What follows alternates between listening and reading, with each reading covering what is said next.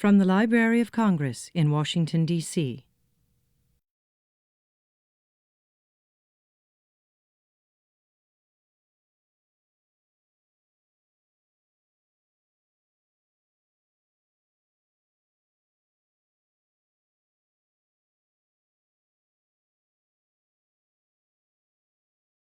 Well, good afternoon and welcome to the Library of Congress.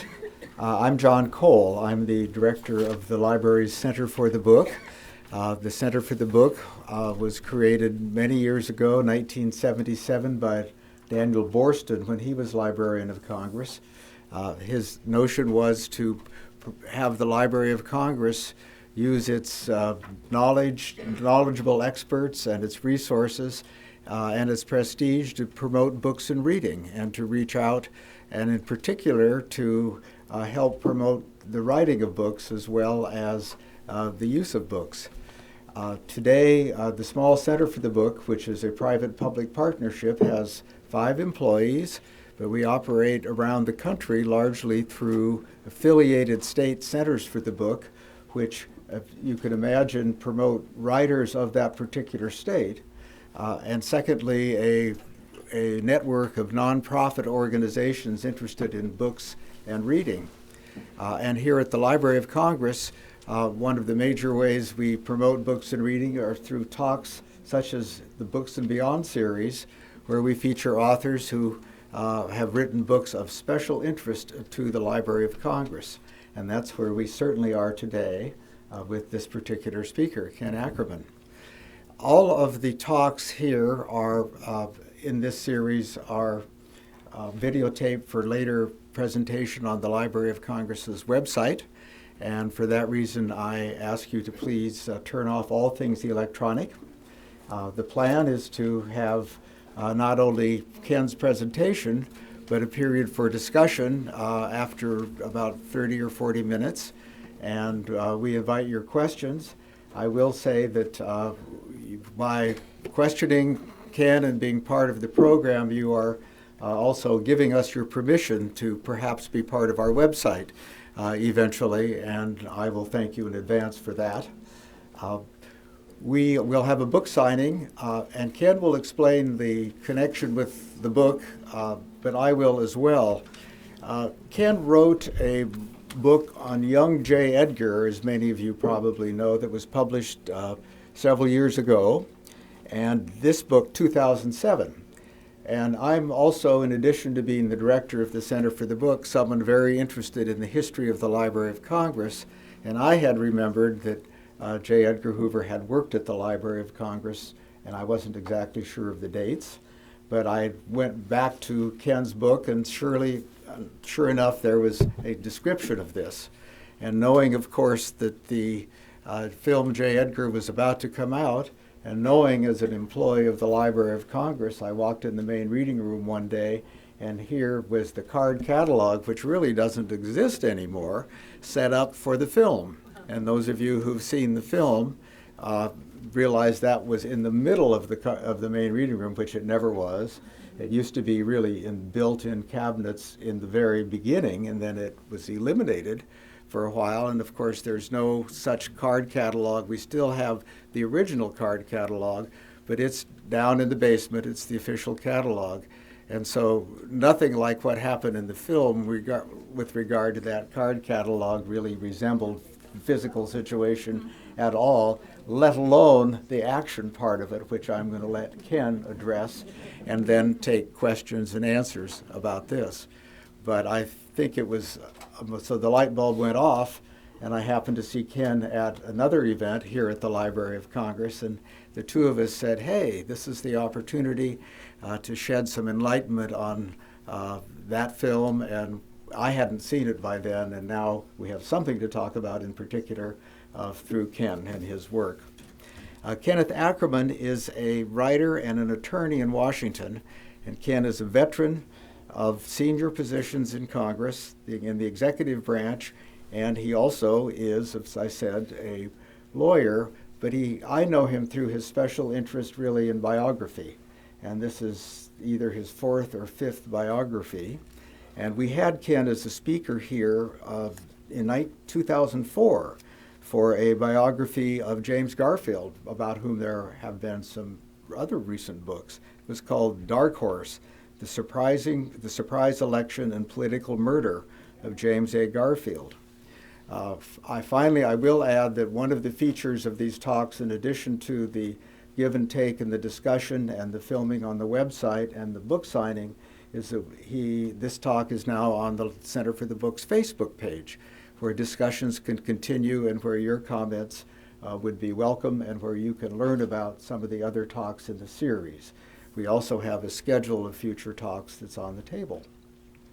It is my pleasure now to present to you Ken Ackerman, who will be talking actually a bit about both J. Edgar Hoover and the Library of Congress and the larger context of what we saw in the film as is presented in his book, Young J. Edgar Hoover and the Red Scare.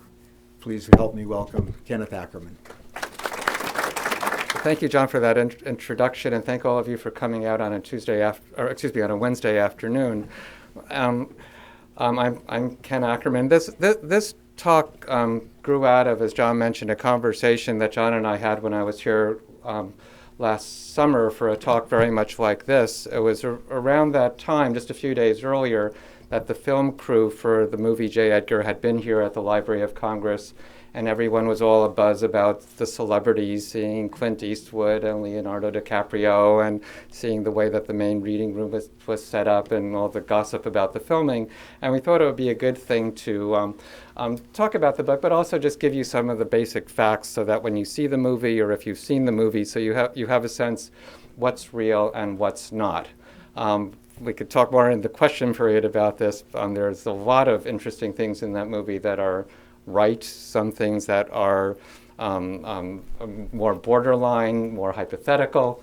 But on this part, they did pretty well. In the spirit of not burying the lead, let me just start with the basic facts about J. Edgar Hoover and the Library of Congress. J. Edgar Hoover worked here for about 4 years. He started in 1913. At the time, he was 18 years old. He had just graduated from Central High School, which at the time was the magnet school here in Washington, the best high school where the smartest kids went. After high school, he had gotten into George Washington University Law School, where he decided to go as a night school student. He had also gotten into the University of Virginia Law School, but he wanted to stay here. He wanted to stay local to live with his parents. At the time, you didn't have to go to college first before going to law school. You could go straight from high school to law school, and that's what he did.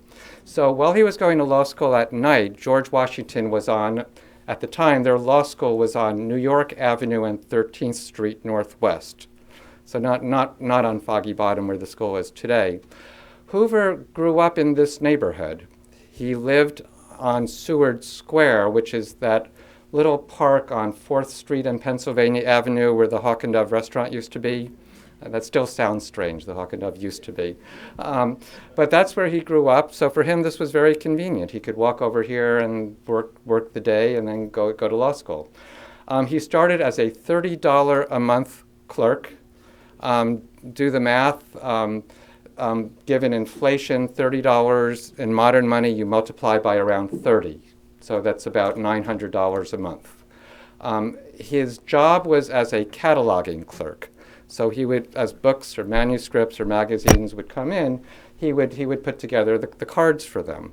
And at the time, the card system at the Library of Congress was a very innovative thing. It was developed around the same time as the Dewey Decimal System, but the Library of Congress had its own separate version of it.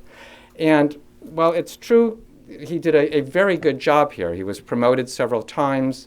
The people who worked here with him had very glowing things to say about it. By the time he left, he was making double his original salary. He did not actually invent it, like they suggest in the movie, but he learned it very well. It is true that this is where young Hoover came up with his epiphany, that you could use this card system to track things other than books. And a few years later, I'll talk about when I talk in a few minutes, when he started at the Justice Department and he had his big break in 1919 to head the Radical Division, one of the first things he did was to set up a card catalog system for the files. Every name of every subversive or radical organization or radical journal that came across his desk, he put together a card, and through that he revitalized the FBI files. Within a few months, he had 60,000 cards. By 1921, he had 450,000 cards. You could go and look at these cards. They're in the National Archives. They're quite something to see. And what's striking about them is that Hoover's cards looked a lot like the cards you could see here at the Library of Congress. They had a code number in the top corner. Then they had the various references to how to find the files. Some of them are very complicated. They had codes. Some things are hidden. For instance, to find Felix Frankfurter's file, there is no Felix Frankfurter file. However, the paperwork on him is hidden in another organization's files. Hoover happened to know which one to look for. So you could use it to hide things as well as to find things, and he did it with both. But yes, the epiphany came here at the Library of Congress. So with that, the book I wrote was called Young J. Edgar. I wrote this in, as John mentioned, it came out in 2007. I wrote it in the shadow of the aftermath to the 9/11 attacks on our country. And I was trying to deal with two things. One, a question of how America treats civil liberties in time of stress like that.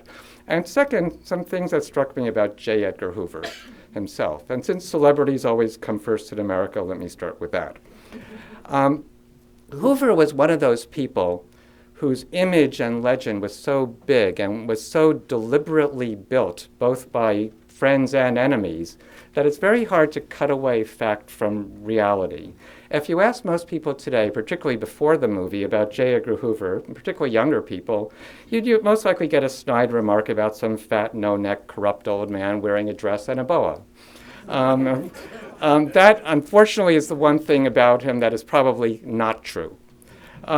During most of his life, J. Edgar Hoover was a national hero. J. Edgar Hoover was the director of the Bureau of Investigations. It changed names now and then. It was the FBI for most of that time, for 48 years, which is a remarkable feat of sheer longevity. He served from 1924 to 1972. He's held that position under 9 different presidents, from Calvin Coolidge to Richard Nixon, and 16 attorney general, from Harlan Fisk Stone to John Mitchell. He made his name publicly in the 1930s when he and his men brought in a generation of gangsters, back when gangsters had cool names like Pretty Boy Floyd and Machine Gun Kelly and Babyface Nelson. He brought scientific law enforcement to the Bureau. He created an FBI academy, an FBI crime lab, uniform crime reports, fingerprints, all of the above. He created the image of the G-man as a clean-cut, effective law enforcement professional, people who always get their man. He did this very consciously and deliberately through action toys, bubble gum cards, radio shows, comic books, and Hollywood movies with some of the best stars of the era, James Cagney, Jimmy Stewart, and later on TV after Ziblass Jr. It was so successful that by the 1950s or 60s, it was as hard to become an agent at the FBI as it was to get into an Ivy League college. They accepted about 7 out of 100 applicants.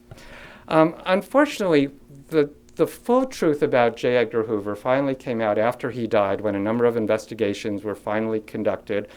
And it turned out that much of this image was a veneer, that Mr. Hoover had a very pronounced dark side. Here you see him as an older man.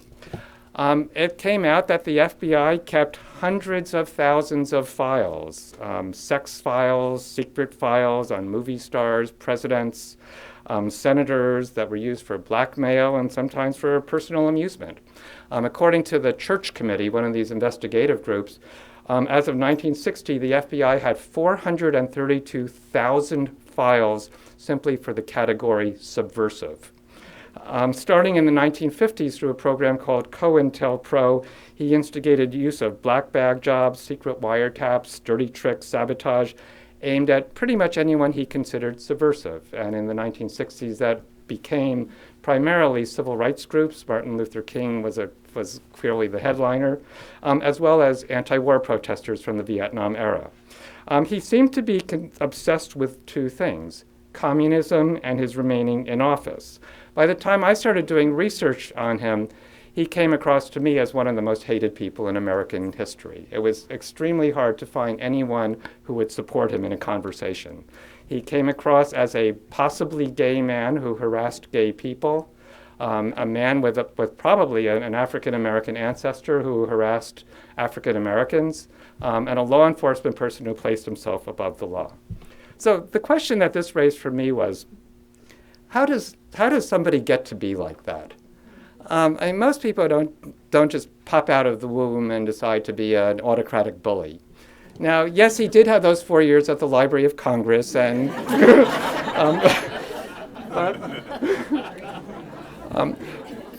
but what's striking about him as a youngster is that his upbringing was shockingly normal. Here you see him playing with his bike like any young person would do. He's about 10 years old in this picture. And he grew up here in Washington. He was the youngest of 4 children. He had a lot of friends. He was his parents' favorite. When he was at Central High School, his classmates elected him valedictorian, even though his grades made him only 4th. He was elected to be the captain of the cadet corps. So he had friends. He was a very normal young kid, very bright, very energetic. There is that old saw that absolute power corrupts absolutely, and that there's certainly an element of that here. But to me, looking at it, what was very striking, I'm of the belief, I graduated high school and went to college and started college in 1969 at the height of the Vietnam era, the anti-war protests, and I strongly believe that anyone who came of age in that era was shaped by it in some fundamental way. And when you look at the era in which Hoover came of age, something very similar was going on.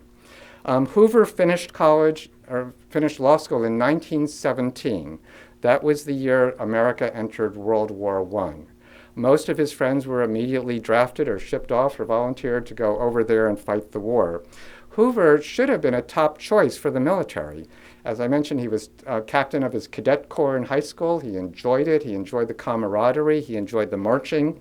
He was in good shape. He was a star on the track team and on the cadet team. But he could not go because the year 1917, when he graduated, his father lost his job. His father had been a 40-year clerk. That was when clerk was a good position to have at the Geodetic Society. That was the precursor of NOAA. He was a map printer. He suffered from mental illness, melancholia, and he lost his job with no pension. Young Hoover became the breadwinner for the family. His first job, which he got through a family connection, was a draft-exempt job at the Justice Department.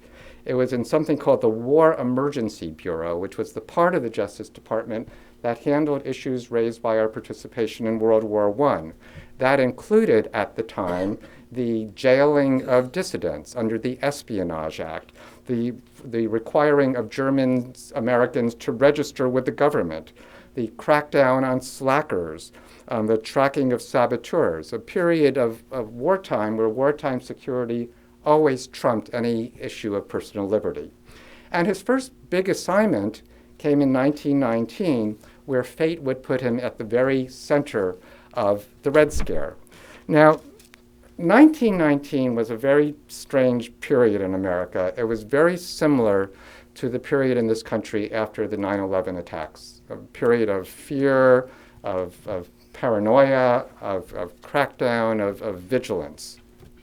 It sounds almost silly to say it today, 90 years later, but there was a period of about 9 months from mid-1919 to around mid-early 1920 when it was the mainstream view in this country among rational, well-informed, well-intentioned people that we stood on the verge of a Russian-style worker-led Bolshevik revolution right here in the USA. Now, there were reasons for it. We all know how things turned out, but back then there were reasons to think this way. It was immediately after World War I. Now, we don't talk much about World War I today. We talk a lot more about World War II. World War II was the good war, the war in which America defeated fascism. We were on the right side and we were victorious. World War I, by contrast, was a real stinker. Some 16 million people were killed in World War I, a carnage beyond comprehension at the time, including 7 million civilians. 116,000 American soldiers died in World War I. That's twice the number as Vietnam, and that's even though we got in only at the very tail end.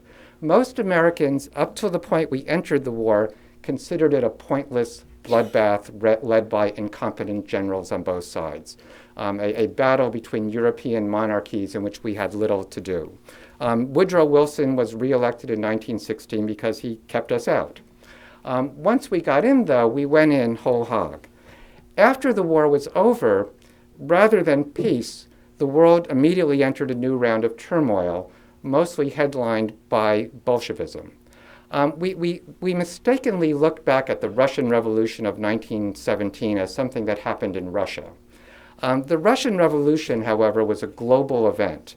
After it happened, and as soon as the war ended, there was a series of socialist uprisings in Germany, Hungary, Italy, Argentina, countries all around the world. And for a while, no one knew how this was going to turn out. The entirety of Eastern Europe was engulfed in the Russian Civil War. We, the United States, had 8,000 soldiers who were part of an expeditionary force in Russia that had intervened in the Russian Civil War. So we were fighting the Red Army all through 1918 and 1919. Within America itself, there was a rising tide of upheaval. Race riots, lynchings, shootings, political clashes. The economy was in turmoil. 3 million people went on strike that year for better wages, and most of the leaderships had open ties to socialism. Just as scary at the time were the faces of who the militants were and who the union members were. Most of them were recent arrivals from what were seen as the poorest, most backward countries on earth. Russians, Poles, Jews, Italians, Eastern Europeans. People with what were considered unpronounceable last names, who spoke these odd languages, who congregated in city slums and joined societies of just themselves. They were considered highly suspect. It peaked in 1919 in June with a series of bombs across the country. And this was portrayed in the movie. On June 2nd, 9 bombs went off in different cities, all at about 11 o'clock at night, that killed 2 people. One of those bombs went off in the house of the Attorney General of the United States, Mitchell Palmer. Palmer was in his bedroom at the time. He and his wife had just gone upstairs to bed. Their teenage daughter was down the hall. If the bomb had come a few minutes earlier, they all would have been killed. When they investigated the bombing, what they found outside on the street were a set of handbills on pink paper written by a group called the Anarchist Fighters, demanding warfare and revolution. So who was this Mitchell Palmer? Here you see him as a young congressman with his friend Woodrow Wilson. Palmer was from Pennsylvania. He represented the Poconos, that area. Woodrow Wilson was the governor of New Jersey in this photograph, and the two of them were very friendly. Up until 1919, the moment of the bombing, Palmer was about the last person you would expect to lead a crackdown of the type that he did. He was a progressive Democrat. He was a Quaker socialist, a Quaker pacifist. He had introduced legislation for women's suffrage, to end child labor, to recognize labor unions. Woodrow Wilson offered him the job of Secretary of War in 1914, and he turned it down because he said, I'm a pacifist, it goes against my religious beliefs. Woodrow Wilson appointed him Attorney General after the war as a sign of moderation, of post-war reconciliation, with the idea that Palmer would end the repressive measures of wartime. And in fact, in his first few months, Palmer freed about 50 people who had been jailed under the Espionage Act, and another 2,000 Germans who had been rounded up as alien enemies during the war. But there's something about a bomb going off in your house and almost killing your family that focuses the mind. And immediately, literally the next morning, Palmer announced that he was not going to let this happen again. He felt as Attorney General he had a responsibility to crack down on this lawlessness and to act before the anarchists, before the bad guys could strike again. Not knowing who the bad guys were, he decided on a massive preemptive strike. He would round up as many anarchists, radicals, as he could find and get them off the streets using whatever tools that he had. And the best tool that he had at the time was the immigration laws during wartime that allowed you to deport an immigrant if they had any connection to anarchism. President Woodrow Wilson was off in Versailles negotiating the peace treaty at the time, but there is every indication that Wilson knew what was going on, had been briefed, and was supportive. Certainly most of Wilson's cabinet was supportive. To run this operation, Mitchell Palmer looked for the brightest young man he could find in his office, and that was our friend young J. Edgar Hoover. So who was J. Edgar Hoover at this point? J. Edgar Hoover was 24 years old, 2 years out of school, a guy living at home with his parents, who had gotten his job at the Justice Department through a political connection through one of his relatives.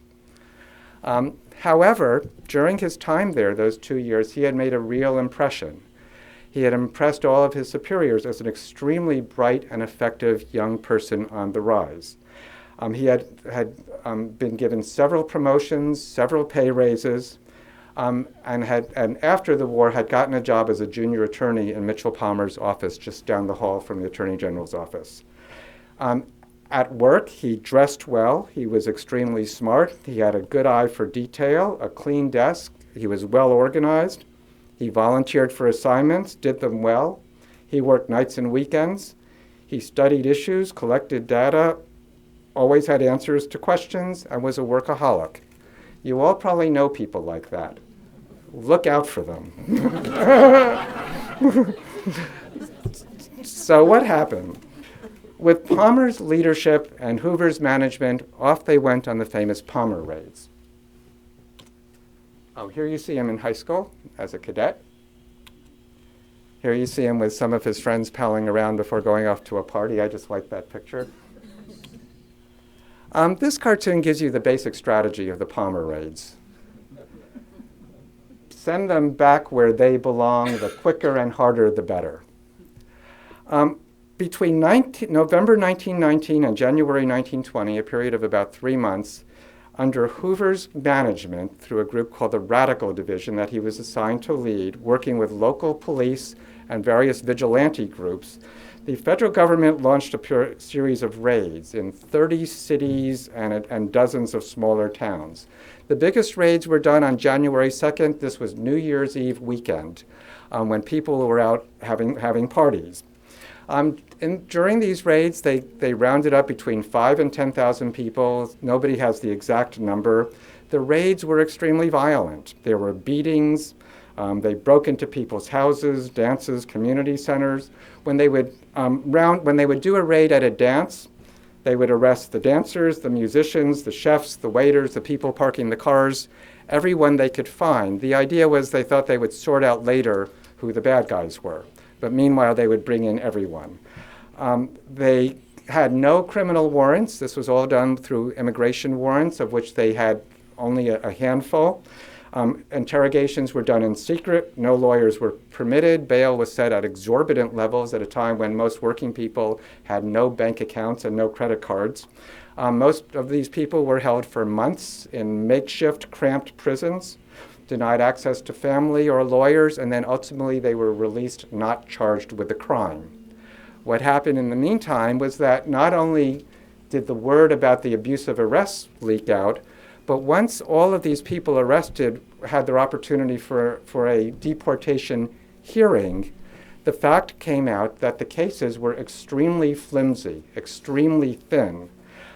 It was a large exercise in guilt by association. I guess the best example I could give you is there was an Italian man in Chicago who was on one of these Communist Party membership lists.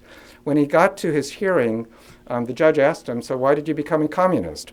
And he said, "Well, it's because I wanted to learn how to play the violin." And at first, everyone laughed at him until finally his lawyer, he had a pro bono lawyer, insisted that somebody translate the actual minutes of the meeting where he signed up. And it turned out that the Communist Party recruiter told them, well, we have dinners and we have concerts, and this is a chance to socialize with many of your friends from Russia.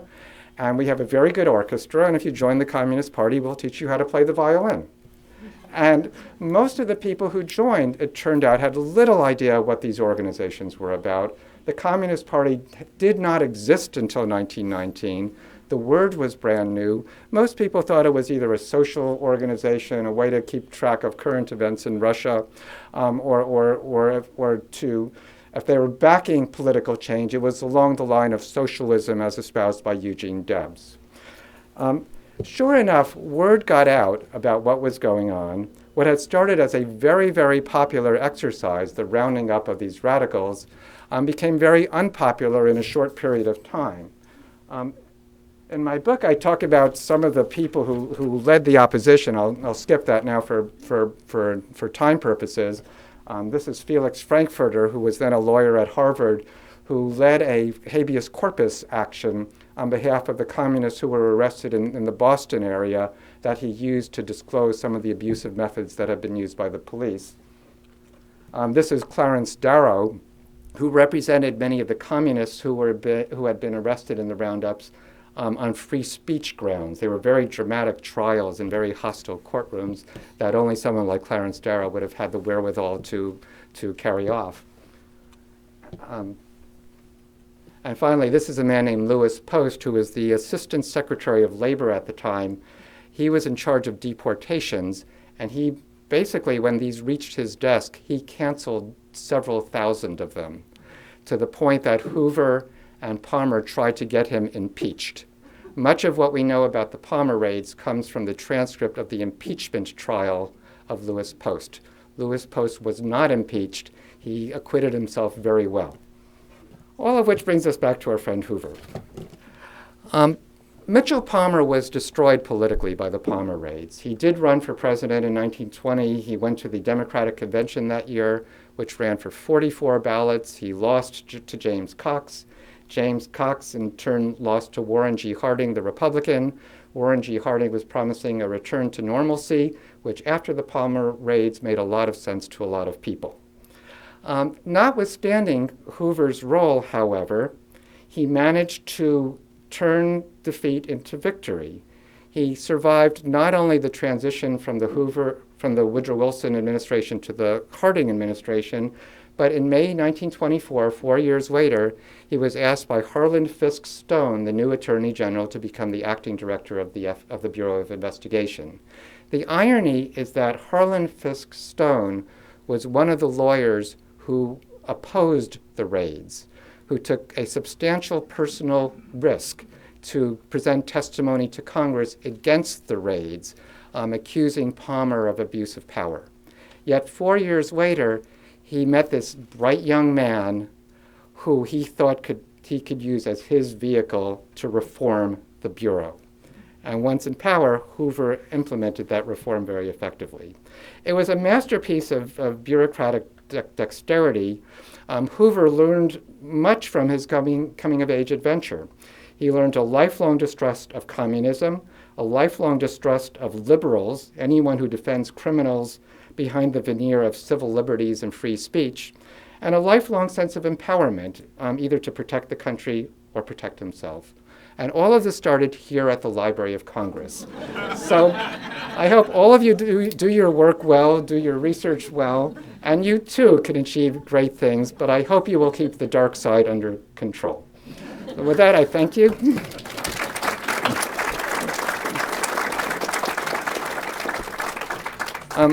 We do have time for questions and comments. My instructions are, since we're taping, if you have questions, I will repeat them so that they'll be on the tape. Yes, sir. Just a comment on the J Edgar movie. I saw it and I was fascinated with it.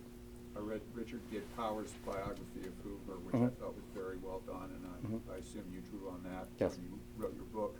I think the problem with the movie is that there are scenes that are presented that seem to be objective reality, but in fact Hoover is dictating his memoirs at the time. So he's embellishing, but without a voiceover, you lose track of that. You don't understand that it's Hoover's version of his inventing the card catalog and then posing to the Naomi Watts character. So I think that's where you get a little bit confused in terms of the inaccuracies of the movie. The point, and I think it's a good point, that the movie, as I saw it in a very similar way to you, is that it tried to do a lot of different things and probably bit off a little too much. Yeah. As a result, some parts of it got confusing, particularly the flashbacks back and forth. The flashbacks were generally, as you say, Hoover dictating his biography, and sometimes it became unclear what was intended to be his point of view. But some of those flashbacks that would start as his point of view and then morph into the story of him and Mr. Tolson, which became more what was supposed to be more of an objective story, even though a lot of that was based on conjecture. So it was there were parts that were confusing. Yeah. Mm-hmm. Yes, ma'am. Or yes, sir. Another question about the movie. Mm-hmm. When Hoover was challenged that he had never arrested Mm-hmm. a victim Yeah. himself, Mm-hmm. he goes out and gets a machine gun, he gets some support, and he makes 6 or 7 really bold arrests in the movie. Was that realistic? Was that reality for him? Well, he was involved in the arrest of Alvin Karpis, although, which is one of the ones they do portray in the movie, although his exact role is unclear. Obviously, he went in with a group of people. He was the administrator of the agency. It wasn't his job to be the guy with the gun arresting people. I pointed out in an article on this recently that people accused Hoover of being personally, not being of showing personal cowardice because he wasn't in the front line arresting people. I thought that was an unfair criticism. That wasn't his job. He was the head of the bureau administering a nationwide organization of police. When he was young, during the Palmer raids, and he had that job, he did have an opportunity to go out on one particular raid in Paterson, New Jersey, which was in fact very dangerous, a group that was quite radical and violent, and he made a point to go out with his agents. He was right there at the front of them. He personally conducted several of the interrogations, and he showed his stuff. Yes, he did not conduct many arrests because that wasn't his job, but to me that criticism was a little overdone, and I thought his reaction to it, his defensiveness about it, was also overdone. Yes, sir. The house on Seward Square, Mm-hmm. where Hoover grew up, if Mhm. it's still there, and if it's not still there, Mhm. what's there? It's not there, however. I'm sorry. The house on Seward Square where Hoover grew up, is it still there? And if it's not there, what's there? The house is not there. However, a lot of the houses from that era are. So if you go over to Seward Square, you can see exactly what the house looked like. Just look for the other houses on the block. I believe the number was 413 or 415, somewhere in that range. And I believe there's a church on that specific spot right now. I believe there's a church that I believe the window is named the J Edgar Hoover window. That would make sense. That would make good sense. By the way, a few weeks ago there was an article in the Post, 5 myths about J Edgar Hoover. Yes. I think you wrote that. Is Yeah. that correct? Yes, I wrote that article in the Washington Post. Guilty as charged. I guess because the movie came out, and I thought it was very accurate. I was in the Library of Congress in 1959 for a few months, and I later went and became an FBI agent for 25 years. No J. Edgar Hoover, but I appreciate your comments about J. Edgar Hoover and how some things in that movie might be myth or might be overextended. Well, I appreciate it. Thank you very much. This was an article in the Washington Post called 5 Myths About J. Edgar Hoover. The one, I'll just bring it up because it's the one question everyone always raises, which was, so what's the story with Clyde Tolson? Which always comes up. And basically this. Yes, Hoover and Clyde Tolson had a very long-standing relationship. Clyde Tolson was hired into the Bureau by Mr. Hoover in the late 1920s. He made him his associate director, basically the number 2 in the Bureau in the early 1930s. They traveled together both on vacations and personally. They had lunch together every day. They spent a lot of their personal time together. There are a lot of old photographs of them when they were young coming to work in matching clothes. In fact, not just matching clothes, but you would see a dozen or so gray-looking men, and then these two guys in sharp suits together in the middle. That's all well known. When Hoover died, he left the bulk of his estate to Mr. Tolson in his will. What they did behind closed doors, these were two people who were extremely discreet. They recognized that if anything was going on, if they did have a gay relationship, that it could destroy both of their careers, and these were two people who were not about to let that happen. So the fact that we don't know is not a surprise, but the fact is that we don't know. Yes, ma'am. Were there any photos of Hoover while he was working at the library? I suspect not, or we would have shown them. Yeah, I've never seen any. There may be, but I've never seen them. Yes, ma'am. What about the relationship with his mother? The relationship with his mother. His mother, Annie Scheitlein was her name. She was the granddaughter of a Swiss diplomat. Her grandfather was the first consul from Switzerland to come over to America. And he was very well known in this country. During the Civil War, he had a high profile. He and his family made a point to go and work in hospitals where Union soldiers were being treated. After the war, he made a lot of money as a banker. He helped create what was called the Volta Institute for the Deaf. He was very close to the founder of Gallaudet College. At his funeral, which was a very striking event, young J Edgar, as like a 12-year-old, remembered going to it. It drew a slew of celebrities. Helen Keller was there. Clara Barton was there. The Swiss ambassador was there. Alexander Graham Bell was there. So a very well-known person, and there were several other very prominent people on the on the Scheitlein side of the family.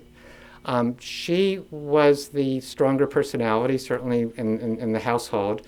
Mr. Hoover, J. Edgar's father, was a 40-year long federal employee, as I mentioned, a map printer.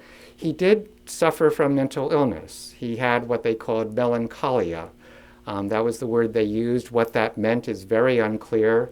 He was committed to an asylum in Laurel, Maryland.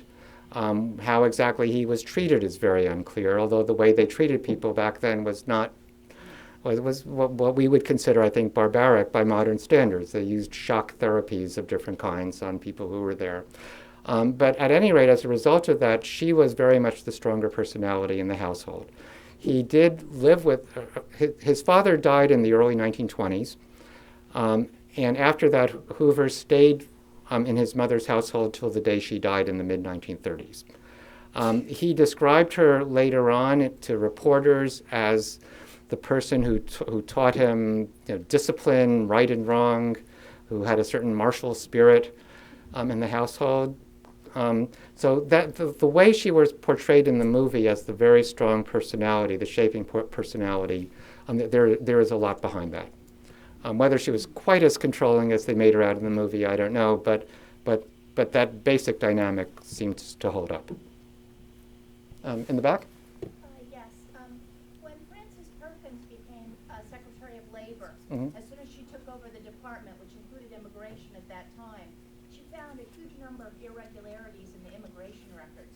And a number of people went to jail for shaking down immigrants. They were essentially blackmailing even legal immigrants, that they would pursue them and try to extort money from them to permit them to stay. She was very fearful after that, and kept all her own records of things because she was afraid of what would happen to her. Did you ever come across anything in the 20s and early 30s where Hoover might have been in some way associated with any corrupt, for financial gain, deporting people? A couple of things on that. We have a very gauzy, nostalgic image of what immigration was like in this country in the 1920s and 19-teens when our grandparents and great-grandparents came over. It was a very tough system. And in fact, on Ellis Island, in the teens and 20s, there were several investigations into corruption and rings that were shaking down immigrants in many different ways, from the cafeterias to the railroads to there was quite a lot of fraud that was going on. There were several investigations, several prosecutions. Hoover personally was not really involved with that. His involvement with immigration had been through the deportations, his attempted deportations in the teens and 20s. During World War I, Ellis Island was essentially a prison. It was a place where German sailors were being held until they could figure out what to do with them at the end of the war. It was where subversives were being held. If any of you go to Ellis Island, you'll notice the big main hall has been restored to its current status. But there are a couple of other buildings that have not, and one of them that I had a chance to see when I was researching the book.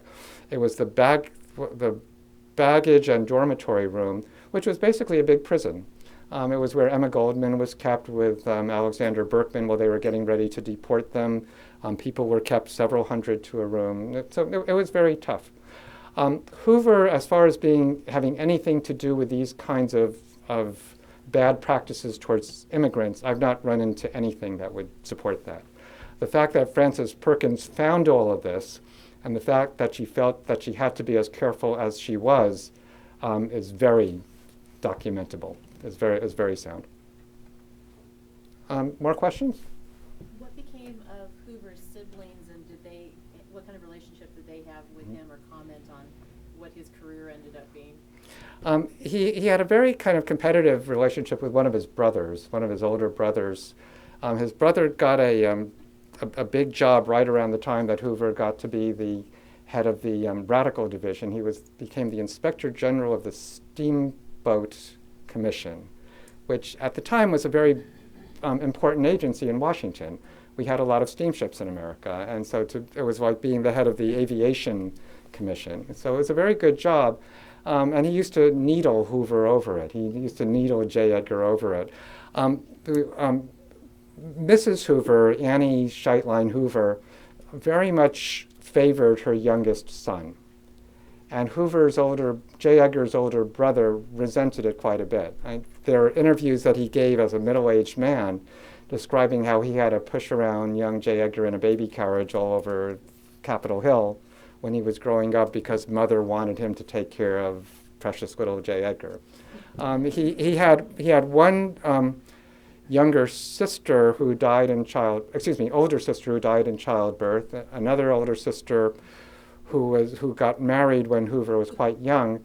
The one who he had the nicest relationship in a way was his niece Margaret. J. Edgar's oldest sister got married and moved into the house next door on Seward Square, and they had two daughters, and one of them was about 10 years younger than J. Edgar. Her name was Margaret. They show her at one point in the movie. But Hoover used to pal around with her a lot. There are stories about how when when they were growing up, they used to take walks together in the summer. And Washington summers are terrible, as you know. The weather here is hot, hazy, and humid. And it was terrible to be in your house. So Hoover and little Margaret would walk all over town, sometimes hours at a time. They would walk down to 7th Street to see movies, and they were friendly. There was one time when, and they alluded to this in the movie, but they didn't really explain it. There was one point when when J. Edgar was suffering from stress related to all of the pressure of arresting all those people during the Palmer raids. And he went to see a doctor, and a doctor told him that he needed to start smoking cigarettes. And you laugh, but it was a very common thing in the teens and 20s. Doctors felt that cigarettes were good to settle your nerves. They were a calming influence. And so a doctor told him to start smoking. And he thought he was doing a favor, but he tried to get Margaret to start smoking because he thought it would be good for her. She was very young at the time. She tried it and didn't like it at all and stopped. But that was probably the one that he was the closest to, was Margaret. Mm-hmm. Is Cardozo High School the successor to Central High School? Yes. Cardozo High School is that building. Mm-hmm. Do you have any reflections on his personal relationships with any of those presidents he served with? On the presidents he served with. It's interesting. The image always is that Hoover managed to keep his job by blackmailing presidents, and that's yes, there's some of the files he had could be embarrassing to a number of presidents, and probably with John Kennedy, Hoover did come across some of his affairs with women before they became public knowledge, and yes, that was an issue. But what I guess is surprising is that his relationships to presidents were generally much better than the image. If anything, he had a particularly good relationship with Franklin Roosevelt. Both of them, when you think about it, both of them believed in a strong central government. FDR for purposes of the New Deal and reviving the economy, Hoover for purposes of law enforcement. So the two of them saw things eye to eye. It was Franklin Roosevelt who asked Hoover to get back involved in counterespionage in the late 1930s against the fascists and the communists. Hoover did not ask to do that. It was FDR who raised it. Given the chance, Hoover, of course, jumped in with both feet, but it was FDR who raised it. It was mostly the post-war presidents, though, that he had problems with. Two more questions. Okay, ma'am? I presume J. Edgar didn't have any personal papers. What were some of your best sources? Well, obviously the Library of Congress.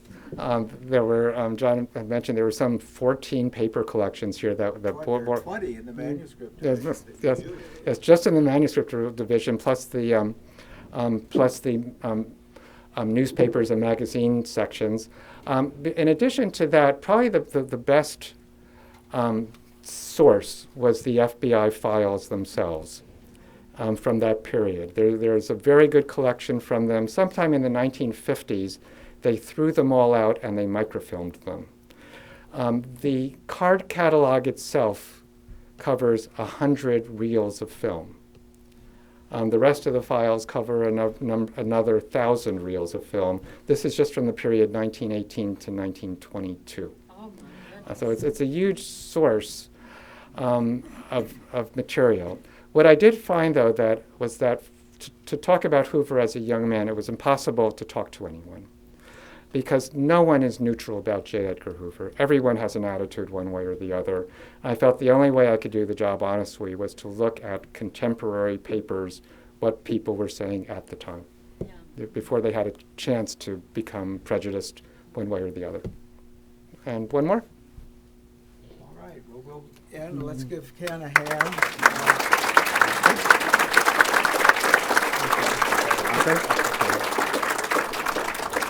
Not only was that a thorough presentation about the topic, but you could get a sense of Ken's thoroughness as a researcher. And Carolyn, in fact, reminded me, I forgot to mention how many of the resources at the Library of Congress that Ken had used.